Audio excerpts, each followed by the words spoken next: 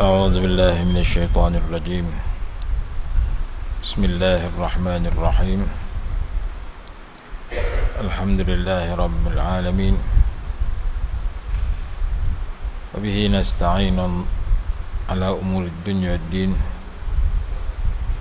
والصلاة والسلام على أشرف الأنبياء والمرسلين وعلى آله وصحبه أجمعين.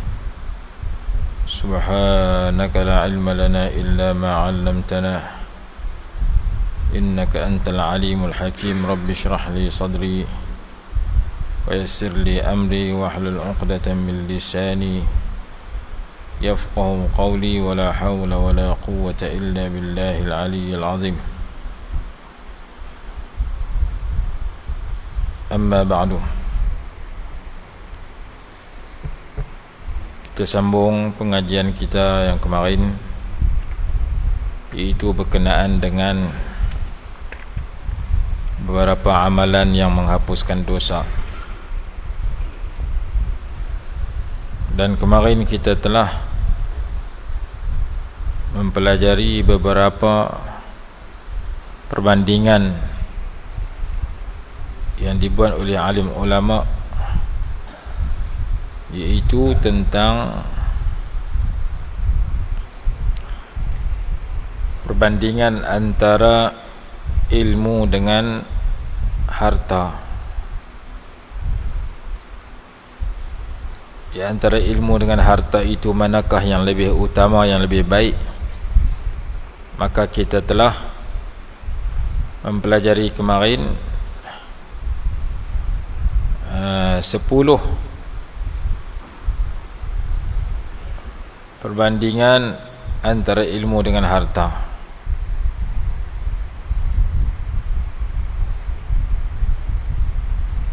Hari ini kita sambung lagi sikit sebelum kita sambung kepada tajuk berikutnya, iaitu kekayaan ilmu itu lebih mulia daripada kekayaan harta.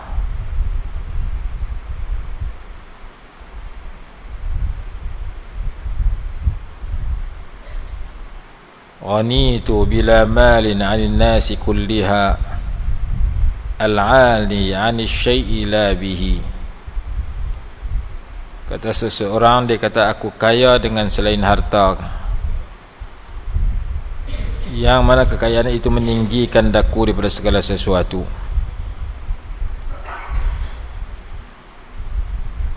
Itu yang ke-11. Baik, kemarin dah 10, hari ini yang ke-11. Yang ke-12, al-amalu yasta'bidu muhibbahu wa sahibahu faj'alhu 'abdan lah, wal ilmu yasta'biduhu li rabbihi wa khaliqihi fahuwa la yad'uhu illa ila 'ubudiyyatillahi wahdah. Masya Allah. Harta itu menjadikan orang yang mencintainya itu hamba kepada hartanya. Kalau dia tak ada ilmu, orang harta itu menjadikan orang yang kasih kepada dia ataupun menjadikan tuan dia sebagai hamba kepada diri dia. Berdasarkan kepada hadis Nabi SAW yang berbunyi, ta'isa abdud dinar wad dirham wal qatifah wal khamisah in u'tiya radiya wa illam yu'ta lam yarda. Rawahul Bukhari.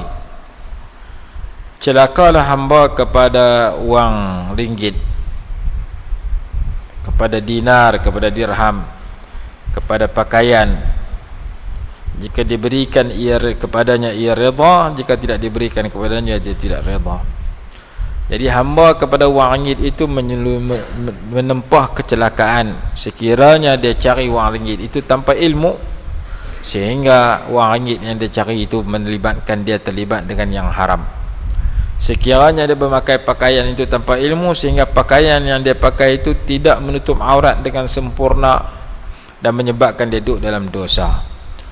Orang yang mendapat harta tetapi membuat dosa dengan harta dia, orang yang memakai pakaian tapi masih berdosa dengan pakaian dia, orang itu menuju kepada kecelakaan. Bagaimana kita nak dapat harta supaya jadi pahala? Bagaimana kita nak pakai pakaian supaya jadi pahala? Kita jangan jadi hamba kepada dia, tapi kita jadi hamba kepada Allah Subhanahu Wa Taala dengan kita dah carikan pakaian dan duit ringgit itu secara yang berpandukan kepada panduan ilmu. Maka disebutkan wal ilmu yastab'iduhu li rabbih wa khaliqihi fa huwa la yad'uhu illa ila ubudiyyatillahi wahdah. Ilmu pula menjadikan kita pemilik ilmu itu sebagai hamba kepada Allah dan hamba kepada pencipta. Dia tidak menyeru kepada akan kita, melainkan supaya kita mengabdikan diri kepada Allah sahaja yang Maha Esa. Harta kalau tak ada ilmu menjadikan kita hamba kepada harta.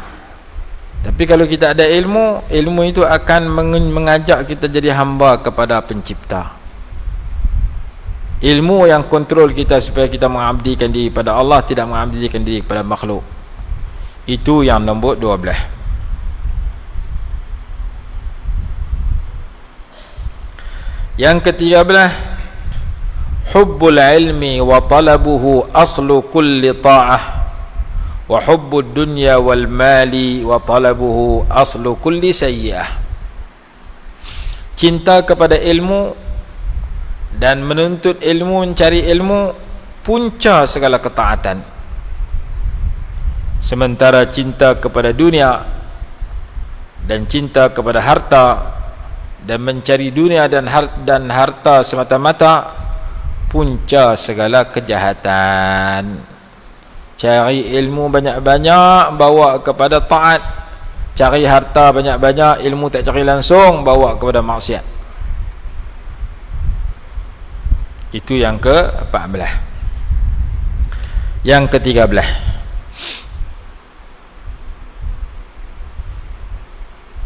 yang ke-14, qimatul ghaniyyi maluhu wa qimatul alimi ilmuhu. Nilai seorang yang kaya ialah hartanya, nilai seorang yang berilmu adalah ilmunya. Maka jika ditimbang nilai harta dengan nilai ilmu, maka lebih mahallah yang berilmu itu. Kerana orang yang berilmu, dia tidak akan hilang nilainya. Bahkan nilainya semakin bertambah, semakin bertambah, semakin bertambah. Orang yang ada harta, kalau tak ada ilmu, nilainya semakin berkurang, darjatnya semakin rendah. Kalau dia tidak mencari ilmu untuk kontrol diri dia, kontrol harta dia, sebagai membimbing dirinya kepada kebaikan.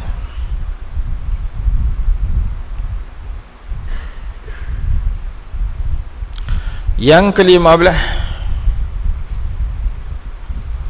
bahan yang dibuat harta itu daripada jenis yang jasad manusia. Jasad manusia daripada tanah, jasad manusia daripada tulang, jasad manusia daripada daging. Kita boleh pegang, kita boleh sentuh. Sebagaimana harta, emas, perak, duit, kita boleh pegang, kita boleh sentuh. Sementara ilmu itu daripada jenis roh. Roh kita tak boleh sentuh dia, ilmu yang ada juga kita tak boleh sentuh dia. Ilmu duduk dalam dada seseorang, ilmu duduk dalam minda seseorang. Duduk dalam kitab tu tulisan, tapi ilmu yang sebenar yang duduk dalam diri seseorang. Bahkan ilmu yang berharga, ilmu yang berbentuk nur yang Allah bagi dalam hati seseorang, dalam diri seseorang, sesuai dengan kenyataan Al-Imam Ibn Mas'ud radhiyallahu ta'ala anhu, laisal ilmu bikasratir riwayati walakinnal ilma nurun yuqdhafu fil qalbi. Bukanlah ilmu itu dengan banyak meriwayatkan, banyak mengajak, tapi ilmu yang sebenar ialah umpama cahaya yang Allah lontarkan, yang Allah masukkan dalam hati seorang hambanya. Imam Syafi'i kata, wa akhbarani bi anna al-ilma nurun wa nurullahi la yuhda li'asi. Guru aku Waki' bagi tahu kepada aku bahwasanya ilmu itu adalah nur, adalah cahaya, dan cahaya Allah itu tidak akan diberikan kepada orang yang melakukan maksiat. Orang yang terlibat dengan dosa, dosa zahir, dosa batin, tak dapat ilmu, tak dapat cahaya ilmu. Walaupun dia dapat ilmu, tapi dia tak dapat cahaya ilmu. Jadi ilmu itu nur, umpama cahaya yang Allah bagikan ke dalam diri orang-orang yang mulia.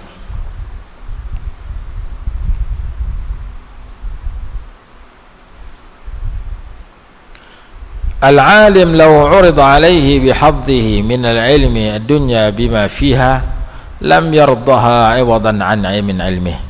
Wal ghaniyyu al-'aqilu idza ra'a sharaf al-'ilmi wa fadlahu wa ibtihajahu bil 'ilmi wa kamalahu bih yawaddu law anna lahu 'ilmuhu bi ghinahu ajma'. Orang alim kalau ditawarkan kepadanya habuan dunia, nak tukar dengan ilmu dia, nescaya dia tidak akan redha nak tukar dengan ilmu, kerana ilmu tu meninggikan seseorang. Orang kaya yang cerdik, kalau dia nampak kelebihan ilmu, kemuliaan ilmu, kesempurnaan diri kalau ada ilmu, dia akan berangan-angan, bercita-cita, berkehendak supaya dia dapat ilmu dengan kekayaan dia. Dia akan guna kekayaan dia untuk dapat ilmu.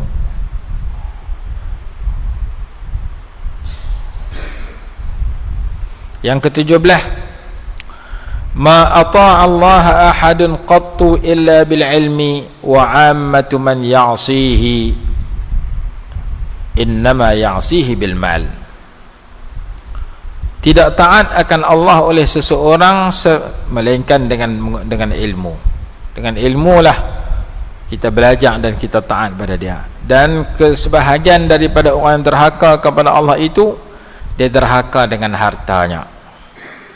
Sebahagian orang derhaka dengan harta, dan ketaatan mesti dengan ilmu. Tak ada ilmu tak jadi taat.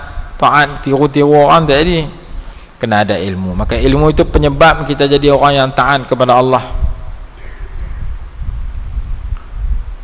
Kerana melakukan ibadat tanpa ilmu adalah ditolak. Wa kullu man bighairi ilmin ya'malu a'maluhu mardudatun la tuqbalu.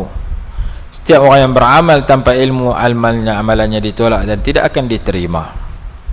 Jadi sebarang ketaatan itu akan diterima oleh Allah kalau berdasarkan kepada ilmu yang betul, dengan ikhlas, dengan betulnya amalan, dengan taqwa, Allah Ta'ala terima.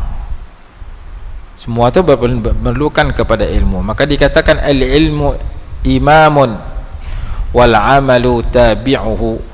Ilmu itu umpama imam, amalan itu umpama makmum yang ikut imam.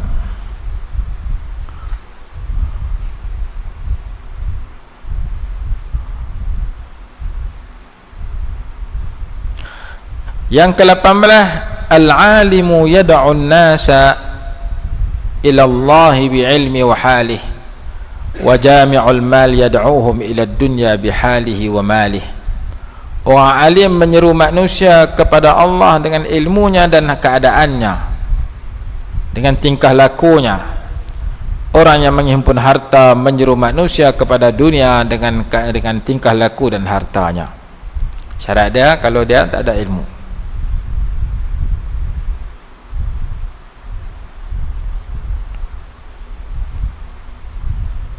Yang ke-19, al-ladzatul hasilatu min ghinan innama ladzatun wahmiyatun wa imma ladzatun bahimiyatun fa inna sahibahu idza iltadza bi nafsin jama'a bi nafsin jama'ahu wa tahsilihi fatilka ladzatun wahmiyatun khayaliyatun wa in iltazza bi infaqihi fi shahawatihi fahiya ladzatun bahimiyatun wa amma ladzatul ilmi faladzatun aqliyatun ruhiyatun wa hiya tushbihu ladzatal malaikati wa bahjataha wa farqu ma bainal lazzatain. Kelazatan yang terhasil daripada kekayaan, sama ada ia kelazatan yang berbentuk sangkaan atau kelazatan yang berbentuk kebinatangan. Kerana pemiliknya apabila dia lazat, dia suka dengan menghimpun harta dan mendapatkan harta, kemudian ia gunakan harta itu dalam perkara yang sesuai dengan syahwatnya, maka ia kelazatan seumpama binatang yang menghimpunkan makanan mereka dan bersuka dengan makanan mereka dan seumpamanya. Adapun kelazatan ilmu, maka dia kelazatan aqliyah ruhiyah, kelazatan akal dan rohani, ia seumpama kelazatan para malaikat dan kegembiraan malaikat. Maka terbezalah antara dua kelazatan itu. Ini dia sebut yang ke-19, lazat dalam memiliki harta, keseronokan dalam memiliki harta tak sama dengan keseronokan dalam memiliki ilmu.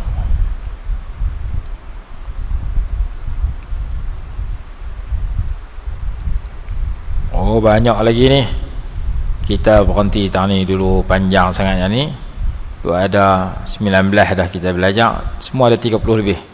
Tak apa, kita belajar sebahagian-sebahagian sikit-sikit, tak apa.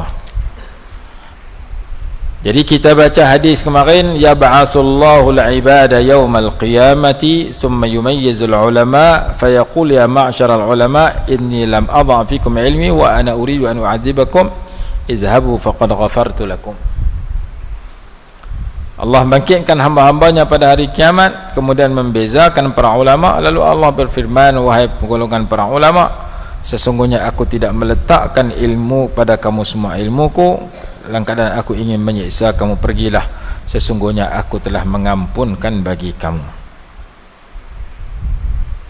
Baik, itu hadis yang kita baca kemarin. Kita berpindah kepada kitab yang kedua.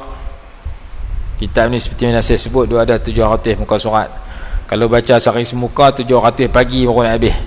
700 pagi mau 2 tahun. Setahun 300 hari. Kalau baca sehari semuka, kalau baca sehari setengah muka, mau 4 tahun baru habis. Kata buku ni habis dulu kan, kita habis dulu tak tahu. Yang penting kita mengaji sikit-sikit, ambil manfaat daripada isi kandungan yang ada di sini. Jadi pelajaran pertama sikit, yang kedua sikit. Beberapa minit kita sambung perbincangan kita kemarin.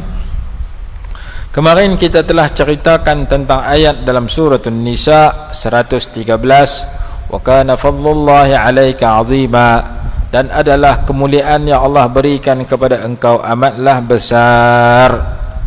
Allah bagi kelebihan kepada Nabi SAW nombor 1 daripada segala makhluk. Tidak ada satu makhluk pun yang lebih tinggi daripada baginda di sudut kedudukan dan darjat, di sudut kemuliaan dan keilmuan, di sudut segala keistimewaan. Seluruh para nabi yang lain dan rasul yang lain bawah pada baginda. Seluruh para malaikat termasuk malaikat Jibril rendah pada baginda. Kalau malaikat pun rendah pada Rasulullah SAW, kalau para rasul pun rendah pada baginda Nabi SAW, apalagi makhluk yang lain, manusia yang lain dan makhluk yang lain. Maka inilah satu pegangan yang kena ada dalam diri kita sebagai orang beriman, bahawa Nabi SAW adalah semulia-mulia makhluk yang Allah kurniakan pelbagai keistimewaan, pelbagai sifat kesempurnaan, pelbagai mukjizat dan perkara luar biasa yang tidak ada tandingannya. Kita akan belajar bagaimana mukjizat baginda luar biasa, bagaimana kelebihan rupa paras baginda luar biasa, bagaimana akhlak baginda luar biasa, bagaimana semua yang baik duk ada kat baginda, tidak ada tandingan oleh, tidak dapat ditandingi oleh sesiapa. Nanti kita akan jumpa perbandingan baginda dengan para nabi yang lain dan rasul. Mana bukti Rasulullah SAW itu sebaik-baik rasul? Satu ayat Quran, satu hadis. Wa idh akhadallahu mitsaqan nabiyyin, Allah telah berjanji dengan seluruh para nabi, kalau kamu berjumpa dengan rasul akhir zaman, la tu'minunna bihi wa la tansurunnah, hendaklah kamu semua beriman dengan baginda dan hendaklah kamu menolong baginda. Kalau kamu wahai seorang rasul hidup umur panjang jumpa Nabi Muhammad SAW, kamu kena beriman dan tolong baginda. Itu satu ayat Quran yang menceritakan tentang baginda adalah sebaik-baik rasul, kerana seluruh rasul diambil satu perjanjian oleh Allah dengan mereka, kata dalam Quran. Mana bukti yang kedua bahawasanya Nabi SAW itu lebih baik daripada rasul yang lain? Bukti dalam hadis riwayat Imam Muslim dan riwayat yang lainnya menyatakan Nabi SAW dilantik menjadi imam pada malam Al-Isra wal Mi'raj. Bukti yang ketiga, ketika akhirat besok, yang memberikan syafaat yang terbesar, yang termulia, yang teragung baginda Nabi SAW. Orang bakal pergi minta tolong kat Nabi-Nabi lain dalam keadaan huru-hara hari kiamat, takut hari kiamat. Nabi lain kata nafsi, nafsi, saya jaga diri saya jaga diri saya. Tapi pergi kat Nabi SAW, ana laha, ana laha. Maka Nabi SAW diizinkan bagi syafaat yang terbesar, syafaat uzma, yang tidak dilakukan oleh para rasul yang lain. 2-3 contoh itu sudah cukup menunjukkan baginda sebaik-baik makhluk. Bahkan umat baginda semulia-mulia umat. Kenapa umat baginda semulia-mulia umat? Kerana umat baginda memiliki 3 sifat yang mulia. Nombor 1, sifatnya menyuruh yang baik. Nombor 2, melarang yang mungkar. Nombor 3, beriman dengan Allah Subhanahu wa ta'ala. Yani kita sematkan dalam diri kita. Kuntum khaira ummatin ukhrijat linnas ta'muruna bil ma'ruf wa tanhauna 'anil munkar wa tu'minuna billah. Ayat 110 surah Ali Imran. Kuntum khaira ummatin, kamu adalah sebaik-baik umat, ukhrijat linnas, yang dikeluarkan kepada manusia, tu'minuna billah, kamu beriman dengan Allah, ta'muruna bil ma'ruf, kamu menyuruh kepada yang baik, wa tanhauna 'anil munkar, dan kamu melarang daripada yang mungkar, wa tu'minuna billah, dan kamu beriman dengan Allah Subhanahu wa ta'ala. Jadi 3 sifat ni ada kepada sesiapa? Kepada pemimpin, kepada rakyat, kepada calon YB, kepada calon MB. Kalau ada 3 sifat ini, dia sudah menempah dirinya menjadi orang yang sebaik-baik umat. Menyuruh kepada kebaikan, bantu fakir miskin, bawa pembangunan, bagi hutang orang yang susah, lepas tu bayar balik pula jangan lebih. Hutang 20,000 bayar 30,000 jangan. Kalau boleh bayar banyak tu juga, berarti tak berlaku riba. Maka membantu orang susah termasuk dalam ta'muruna bil ma'ruf. Tu'minuna billah, beriman pada Allah, ajak orang mengaji, ajak orang beramal, ajak orang makmurkan rumah Allah, ajak orang supaya buat kebaikan banyak-banyak, yang menuntut ilmu dan beramal dengan ilmu yang meningkatkan iman. Dan yang ketiga, wa tanhauna 'anil munkar, kamu melarang perkara mungkar. Kita larang yang Allah Ta'ala tak bagi. Allah Ta'ala tak bagi riba, kita tak mau. Allah Ta'ala tak bagi judi, kita tutup orang judi. Maka kita sudah menempah diri kita menjadi sebaik-baik umat. Dan orang yang sebegini dijanjikan pertolongan oleh Allah dalam Quran. Wala yansurannallahu man yansuruh, innallaha laqawiyyun aziz. Sesungguhnya Allah akan tolong orang yang tolong dia. Sesungguhnya Allah itu maha kaya lagi maha terpuji. Siapakah yang dapat pertolongan Allah? Alladzina immakkannahum fil ardi aqamus salah. Orang-orang yang jika kami berikan kedudukan kepada mereka atas muka bumi, mereka mendirikan sembahyang. Wa atawuz zakah, mereka membayar zakat. Mendirikan sembahyang, jaga hubungan dengan Allah. Membayar zakat, jaga hubungan dengan Allah. Dan memperbaiki hubungan dengan orang susah, dengan masyarakat yang memerlukan zakat, memerlukan bantuan. Ambil berat orang susah ini, menolong, mengundang pertolongan Allah. Dalam hadis kata, wa hal tunsaruna wa turzaquna wa tumtaruna illa bi du'afaikum, ataupun bi fuqaraikum. Kamu diberikan pertolongan, kamu diberikan murah rezeki, kamu diberikan hasil muka bumi yang banyak, hasil bumi yang banyak. Kalau kami berat orang-orang lemah di kalangan kamu, kamu berat orang-orang fakir miskin di kalangan kamu. Wa hal tunsarun, kamu akan ditolong oleh Allah. Wa turzaqun, Allah murah rezeki kat kamu. Wa tumtarun, Allah turunkan hujan. Dengan turun hujan itu subur tanam-tanaman, jadi murah rezeki. Dengan turun hujan itu tanam-tanaman subur, hasil bumi pun elok. Allah Ta'ala boleh bagi tolong kepada kamu pertolongan, Allah boleh bagi kepada kamu rezeki yang murah, Allah boleh wujudkan hasil bumi yang mahal kepada negeri kamu, tempat kamu. Syarat dia, kamu ambil berat orang-orang yang lemah dalam negeri kamu.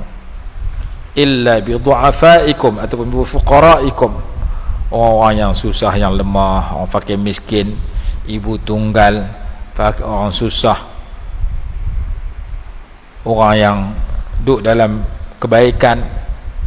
Seorang abang ada adik dia pergi mengaji, abang dia pergi kerja, dapat duit kena bagi kat adik sikit, guna kat diri dia sikit. Dia pergi mengadu kat Rasulullah, ya Rasulullah, saya duduk kerja cari duit saya bila dapat kena bagi kat adik saja sama. Adik saya bukan mengaji pun. Adik kamu buat apa? Adik saya kerja pergi mengaji. Adik saya kehidupan dia menuntut ilmu agama, supaya kenal agama, faham agama, untuk negakkan agama. Saya cari duit, belanja saya pun saya guna duit tu. Adik saya pun saya kena bagi duit ke dia sama, untuk dia belanja. Maka Nabi SAW bersabda, la'allaka turzaqu bih, boleh jadi kamu murah rezeki, sebab rezeki yang kamu dapat kamu bagi ke orang lagu tu, kamu bagi kepada orang yang mendalami agama Allah Subhanahu wa taala, yang menuntut ilmu Allah Subhanahu wa taala. Ambil berat kepada ahli agama, mengundang murah rezeki. Dalam hadis Imam Tirmizi sebut semikian. Murah rezeki lagi dalam Sahih Muslim, cerita bagaimana seorang hamba Allah yang tanam tanaman, bila dapat tanam-tanaman hasilnya dia bahagi 3, 1/3 simpan untuk perbelanjaan diri dan keluarga, 1/3 kembalikan ke tempat pertanian itu untuk dijadikan benih, beli baja, beli racun untuk tanam pokok tu musim akan datang. 1/3 lagi disedekahkan kepada fakir miskin, disumbangkan ke dalam tempat yang baik. Maka murahlah rezeki kawan tu, kerana setiap kali dapat hasil bahagi 3. Kita dapat gaji bahagi 3. Tak semestinya 1/3. Kalau 1/3 mungkin kita tak mampu. Gaji kita 3,000 contohnya, tak semesti 1,000 tu kita sedekah. Tak. Yang penting ada sebahagian tu kita sumbang dalam kebaikan. Boleh tabung masjid, boleh dalam duit orang wakaf, belanja kawan. Ada sekupang RM2, RM10, RM20, RM100, RM200 yang kita guna untuk sumbang kepada kebaikan. Daripada 100% duit kita dapat, bukan kita bahagi 2. Dapat gaji bahagi 2, separuh sebahagian gaji belanja, sebahagian lagi simpan dalam bank. Simpan untuk diri dan anak bini 1/2 sebahagian, belanja sebahagian. Nak kutlah nak sumbang kepada fakir miskin, nak bagi ke orang buat kenduri ke bulan tabung ke apa, tak ada langsung dalam minda dia. Maka tak sama dengan orang yang dapat duit bahagi 3 dengan bahagi 2. Bahagi 2 belanja kat dia separuh dengan anak bini dia, buat modal untuk akan datang separuh lagi, simpan dalam bank separuh lagi. Jadi simpan separuh, belanja separuh. Hak tu sebahagi 2. Yang dikenaki dalam hadis tu, sebahagian simpan, sebahagian belanja, sebahagian lagi infak, sumbangkan. maka orang tu murah rezeki. Dalam hadis Imam Muslim disebutkan bahawa kita ambil berat orang yang susah itu adalah salah satu daripada amrun bil ma'ruf. Tapi cukup ke amrun bil ma'ruf? Tak cukup. Kena nahyun 'anil munkar sama. Larang daripada mungkar, larang daripada rasuah, larang daripada judi, larang daripada riba, larang daripada derhaka kepada Allah, larang daripada mungkar. Ada 3 bentuk: dengan hati satu, dengan lidah kedua, dengan kuasa yang ketiga. Dengan kuasa tu yang paling kuat, yang paling tinggi. Dengan hati yang paling lemah. Tengok benda mungkar, kita ingkar dengan hati. Tengok orang tak semayang, kita tak setuju dia tak semayang, lemah. Nombor 2 dengan lidah, kuat sikit. Yang paling kuat dengan kuasa. Maka perlunya kuasa untuk menghancurkan kemungkaran dan menghapuskan kemungkaran. Masa Nabi SAW berada di Madinah, di Mekah, baginda tidak menjadi pemimpin negara Mekah pada masa itu.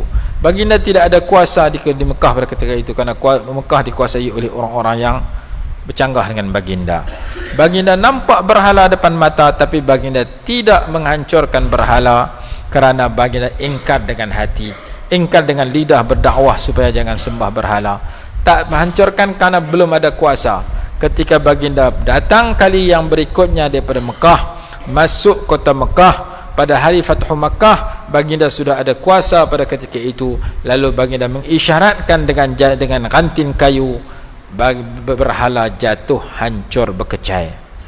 Berhala itu dihancurkan setelah Nabi SAW masuk dengan kekuasaan, dengan kepimpinan, dengan jawatan. Maka kemungkaran boleh dihancurkan ada secara lidah, habaq dia berhenti dah. Ada secara kuasa, itu lebih tinggi. Maka orang beriman perlu dia tahu bahawasanya dia cakap benda mungkar tak boleh dalam masjid surau. Di luar masjid surau belum tentu ianya ditinggalkan, dihentikan. Dia abang kata tak boleh main judi, luar masjid orang main judi. Tapi kalau ada kuasa, tutup tempat judi, maka siapa tak boleh main judi? Maka menutup kemungkaran dengan kuasa itu adalah sifat khairu ummah ukhrijat linnas, sebaik-baik umat yang dikeluarkan kepada manusia. Maka kita baca Quran, kita baca hadis, kita baca sejarah Nabi SAW. Nabi SAW mau umat dia bila diberikan kedudukan, aqamus salah, mendirikan sembahyang. Surah apa tu? Suratul Haji ayat 41. Yang tadi 110 surah Ali Imran. Ni suratul Haji ayat 41, surah Haji. Allah Subhanahu wa taala berfirman, alladzina immakkannahum fil ardi aqamus shalah. Orang-orang yang jika kami memberikan kepada mereka kedudukan di atas muka bumi, lalu mereka mendirikan sembahyang. Wa atawuz zakah, dan mereka membayar zakat. Sembahyang hubungan dengan Allah, zakat hubungan dengan Allah, dan hubungan dengan orang yang menerima zakat. Orang menerima zakat suka kerana dapat zakat yang kita bagi. Maka jaga hubungan dengan Allah kena ada, jaga hubungan dengan masyarakat kena ada, baru Allah Ta'ala tolong kita. Aqamus salah wa atawuz zakah wa amaru bil ma'ruf. Yang ketiga, menyuruh kepada yang baik. Macam-macam menyuruh kepada baik. Buat baik ni, bagi duit ke orang, sumbangan kepada orang yang susah, yang memerlukan, bagi makanan kepada orang yang memerlukan makanan, bagi pakaian, orang kena banjir, bagi makanan, bagi memberi bantuan, mewujudkan pembangunan dalam negeri itu kepada rakyat dia. Itu termasuk dalam wa amaru bil ma'ruf. Tapi tak cukup, kena tambah lagi satu, wa nahau 'anil munkar, dan mereka melarang daripada mungkar, melarang diri mereka, keluarga mereka, masyarakat mereka daripada buat perkara yang Allah murka, daripada buat perkara mungkar. Walillahi 'aqibatul umur, dan ingatlah bagi Allah lah, jualah kesudahan segala urusan. kesudahan segala perbuatan manusia, perkataan manusia, perjuangan manusia, niat manusia dibalas oleh Allah. Semua kita buat, kesudahan dia Allah Ta'ala cek balik dan dia balas. Kita nak balasan yang baik daripada Allah Ta'ala. Orang yang menyedari apa dia buat, Allah Ta'ala akan balas, dia akan buat yang baik supaya Allah balas baik. Maka 5 sifat ini kalau ada kepada sesiapa akan mengundang pertolongan Allah. Sifat pertama, mendirikan sembahyang. Sifat kedua, mengeluarkan zakat. Sifat ketiga, menyuruh kepada ma'ruf. Sifat keempat, melarang daripada mungkar. Sifat yang kelima, meyakini setiap perbuatan kita akan dibalas oleh Allah Ta'ala. Ingat kepada balasan di akhirat. Dia akan perbetul apa dia buat di dunia dengan kejayaan yang dia ingin di akhirat. Kalau dia tak ingat balasan di akhirat, dia buat ikut suka dia. Yang penting dia untung di dunia. 5 sifat ini ada kepada seseorang yang Allah bagi kedudukan atas muka bumi. Allah Ta'ala sebut dalam ayat sebelumnya, ayat 40 suratul Haji, Allah akan tolong orang-orang ni. Wala yansurannallahu man yansuruh, innallaha laqawiyyun aziz. Dan sesungguhnya Allah akan menolong orang yang menolongnya. Sesungguhnya Allah maha kuat lagi maha perkasa. Ayat 40 suratul Hajj, juzuk 17, muka surat 337. Siapakah orang yang Allah Ta'ala tolong? Alladzina immakkannahum fil ardi aqamus salata wa atawuz zakata wa amaru bil ma'ruf wa nahaw 'anil munkar wa lillahi 'aqibatul umur. Orang yang ada 5 sifat yang kita sebutkan tadi. Kemudian Allah Ta'ala janji lagi dalam ayat surah Muhammad ayat yang ke-7, ya ayyuhalladzina amanu in tansurullaha yansurkum wa yusabbit aqdamakum. Ya ayyuhalladzina amanu, wahai orang yang beriman, in tansurullah, jika kamu semua tolong Allah, yansurukum, pasti Allah tolong kamu, wa yusabbit aqdamakum, dan Allah menetapkan kaki-kaki kamu, yakni Allah menetapkan pendirian kamu. Allah jadikan kamu orang yang beristiqamah dalam kebenaran. Ayat 7 surah Muhammad, juzuk 26, muka surat 507. Wahai orang beriman, jika kamu tolong Allah, pasti Allah tolong kamu, dan Allah akan meneguhkan pendirian kamu. Tolong-tolong ni orang tak larat. Kita tolong kawan kita, kita tolong angkat barang, kita tolong orang yang lemah. Apakah Allah Ta'ala lemah sehingga dia memerlukan pertolongan? Tidak. Allah Maha Kuat. Lepas tu siapa Allah Ta'ala sebut tolong dia? Maksud tolong dia bukan tolong dia, tolong agama dia. In tansurullah, in tansur dinallah. Macam Allah Ta'ala sebut dalam hadis qudsi, maridtu falam ta'udni, aku sakit awak kamu tak ziarah aku dulu masa kamu hidup. Allah Ta'ala abang kata dia sakit. Apakah Allah Ta'ala sakit betul? Tak, Allah Ta'ala bukan sakit. Sakit itu sifat lemah yang ada kepada kita makhluk. Tapi Allah Ta'ala ijtihad dalam hadis, dia lemah, dia sakit. Ulama kata zahirnya nampak sakit, hakikatnya bukan sakit. Perlu kepada takwil, takwil yang sesuai dengan Allah. Baik itu ulama mentakwilkan. Setelah dilihat sambungan hadis, apa maksud engkau sakit? Bagaimana aku nak ziarah engkau wahai Allah, sedangkan engkau Tuhan semesta alam? Allah Ta'ala kata, apakah kamu tak tahu hamba aku sakit? Kalau kamu ziarah dia, kamu dapati aku di sisi dia.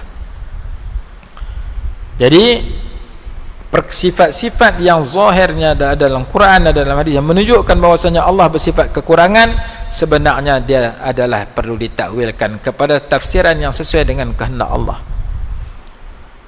tafsiran yang sesuai dengan kemuliaan Allah. Contoh Allah Ta'ala sebut wa makaru wa makarallahu wallahu khairul makirin. Wa makaru, mereka buat perancangan jahat. Wa makarallah, Allah membuat perancangan juga. Wallahu khairul makirin, Allah sebaik-baik pembuat perancangan jahat. Allah membalas perancangan jahat manusia. Yukhadi'un Allah wa huwa khadi'uhum, mereka tipu Allah, Allah tipu mereka balik. Jadi ada ayat zahir nampak macam tak elok, sebenarnya maksud dia adalah elok. Maksud dia bukan seperti mana yang zahir itu. Maka demikian juga jika kamu tolong Allah, apakah Allah Ta'ala berhajat kepada pertolongan kita? Tak. Betul akan tolong Allah, tolong agama Allah, tolong mengaji bagi kenal agama Allah, tolong faham agama Allah, tolong beramal dengan agama Allah, tolong ajak diri dan orang lain supaya berpegang dengan agama Allah Subhanahu wa taala. Ajak diri dan masyarakat, jom kita kenali Islam, jom kita ikut Islam, jom kita pegang dengan Islam, jom kita mati dengan Islam. Mati dalam keadaan berpegang dengan ajaran Islam. Itulah pesanan Allah kepada para nabi, dan pesanan para nabi kepada anak cucu mereka. Nabi Yaqub kata, wala tamutunna illa, dalam Quran kata, kamu tidak ada ketika Nabi Yaqub nak mati, nak wafat. Nabi Yaqub kata, ma ta'buduna min ba'di, dalam surah Al-Baqarah. Nabi Yaqub pesan, jangan wala tamutunna illa wa antum muslimun, jangan mati kalian melainkan dalam keadaan berpegang dengan Islam. Kemudian Allah berpesan kat Nabi Yusuf alaihissalam. Nabi Yusuf dah diberikan pangkat besar dalam negara, jadi menteri. Nabi Yusuf diberikan ilmu yang banyak. Ilmu banyak tak cukup, pangkat besar tak cukup, melainkan kena ada dua lagi. Yang pertama, mati dalam keadaan Islam. Yang kedua, lepas mati masuk syurga, duduk dengan orang baik. Maka Nabi Yusuf doa, Rabbi qad ataitani minal mulki wa 'allamtani min ta'wilil ahadis. Ya Allah, ya Tuhanku, qad ataitani minal mulk, engkau telah berikan kepada aku daripada kerajaan, wa 'allamtani min ta'wilil ahadis, wa 'allamtani min ta'wilil ahadis, dan engkau telah ajak kepada aku tafsiran mimpi.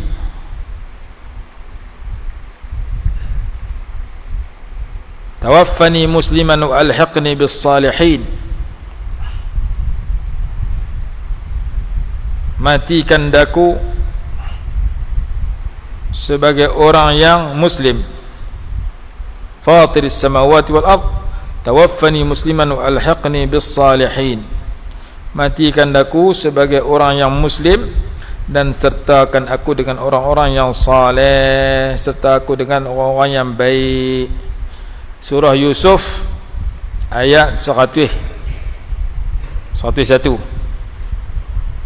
Tu kata ayat 101 surah Yusuf. Surah Yusuf juzuk yang ke-12. Selepas surah Hud, surah Yusuf ayat 101. Allah berfirman, Rabbi qad ataitani minal mulki wa 'allamtani min ta'wilil ahadits fatiras samawati wal ard anta waliyyi fid dunya wal akhirah tawaffani musliman wa alhiqni bis salihin. Ya Allah, ya Tuhanku, sesungguhnya engkau telah mengurniakan akan daku kekuasaan, sebahagian dari kekuasaan. Aku sudah jadi pemerintah dalam negara ini. Wa 'allamtani min ta'wil ahadits, dan engkau telah memberi ilmu kepada aku. Sebahagian ilmu yang aku dapat ialah mentakwil mimpi. Fatiras samawati wal ard, wahai Tuhan yang menciptakan seluruh langit dan bumi. Anta waliyyi fid dunya wal akhirah, hanya engkau pelindungku, hanya engkau penguasa dan pelindungku di dunia dan di akhirat. Tawaffani musliman, wafatkan aku, matikan akan daku, sempurnakan ajalku ketika aku dalam keadaan Islam, mati dalam keadaan istiqamah pegang dengan Islam. Wa alhiqni bis salihin, dan hubungkan daku dengan orang-orang yang saleh. Itu doa Nabi Yusuf alaihissalam, yang kata ulama Nabi Yusuf dah dapat keduniaan, dapat pangkat besar dalam negara. Nabi Yusuf dapat ilmu yang banyak. Tak cukup ilmu banyak, tak cukup jawatan hebat, kena ada dua lagi, iaitu berpegang dengan Islam sampai mati dengan Islam. Satu lagi lepas mati masuk syurga, duduk dengan orang-orang soleh. Kita nak duduk dengan orang soleh dalam syurga, kita kena duduk dengan orang soleh di dunia, duduk dengan orang baik-baik di dunia.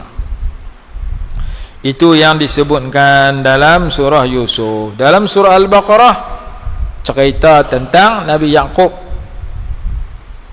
ma ta'buduna min ba'di, apa kamu nak sembah selepas pada aku meninggal dunia, selepas aku wafat, wahai anak-anak cucu aku. Mereka jawab, na'budu ilahaka wa ilaha abaika, dan seterusnya. Panjang perbahasan ni, kita sambung esok pula, esok ke lusa. Masa tidak mengizinkan, panjang dah. Nanti kita sambung pula bagaimana pesanan Nabi, para Nabi kepada anak cucu mereka supaya wafat berpegang dengan ajaran Allah dan mati dalam keadaan Islam, dalam keadaan berpegang dengan Islam dan patuh kepada ajaran Allah Subhanahu wa taala. Yang tu kita nak kepada diri kita dan kepada masyarakat, iaitu diri dan kita dan masyarakat duduk dalam keadaan meningkatkan iman dengan mengaji dan beramal, duduk dalam keadaan menyeru kepada ma'ruf, duduk dalam keadaan melarang daripada kepada kemungkaran. Tiga sifat ini ada pada kita, maka sesuailah dengan ayat dalam surah Ali Imran tadi, di mana Allah berfirman, kuntum khaira ummatin ukhrijat linnas ta'muruna bil ma'ruf wa tanhauna 'anil munkar. Kita berhenti tadi dulu kerana masa tidak mengizinkan. Wallahu subhanahu wa ta'ala alam. Bismillahirrahmanirrahim. Alhamdulillahirabbil alamin, wassalatu wassalamu ala sayyidina Muhammad wa ala alihi wa sahbihi barik wa sallim. Allahumma anfa'na bima 'allamtana wa 'allimna ma yanfa'una warzuqna 'ilman yanfa'una bi rahmatika ya arhamar rahimin. Allahumma walli umurana khiyarana wa la tuwalli umurana shirarana. Allahumma kun lana wa la takun 'alaina. Allahumma ansuril islam wa 'izzal muslimin والمجاهدين في كل زمان ومكان برحمتك يا أرحم الراحمين. اللهم انصرنا ولا تنصر علينا. اللهم إنا نسألك من خير ما سألك منه سيدنا محمد صلى الله عليه وسلم، ونعوذ بك من شر ما استعاذك منه سيدنا ومولانا محمد صلى الله عليه وسلم برحمتك يا أرحم الراحمين. ربنا آتنا في الدنيا حسنة وفي الآخرة حسنة وقنا عذاب النار. صلى الله على سيدنا محمد وعلى آله وصحبه وسلم، والحمد لله رب العالمين. اللهم أنت ربي لا إله إلا أنت خلقتني وأنا عبدك وأنا على عهدك ووعدك ما استطعت وأعوذ بك من شر ما صنعت. أبوء لك بنعمتك علي وأبوء بذنبي فاغفر لي فإنه لا يغفر الذنوب إلا أنت. اللهم أنت ربي لا إله إلا أنت خلقتني وأنا عبدك وأنا على عهدك ووعدك ما استطعت. أعوذ بك من شر ما صنعت. أبوء لك بنعمتك علي وأبوء بذنبي فاغفر لي فإنه لا يغفر الذنوب إلا أنت. اللهم أنت ربي لا إله إلا أنت خلقتني وأنا عبدك وأنا على عهدك ووعدك ما استطعت. أعوذ بك من شر ما صنعت. أبوء لك بنعمتك علي وأبوء بذنبي فاغفر لي فإنه لا يغفر الذنوب إلا أنت. اللهم أنت ربي لا إله إلا أنت عليك توكلت وأنت رب العرش العظيم. ما شاء الله كان وما لم يشاء لم يكن. لا حول ولا قوة إلا بالله العلي العظيم. أعلم أن الله على كل شيء قدير وأن الله قد أحاط بكل شيء علما.